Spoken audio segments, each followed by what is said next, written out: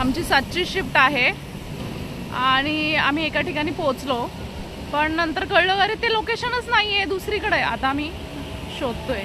ए पायल, कुठे चाललो आपण? लोकेशन शोधायला. लोक गायब आहे.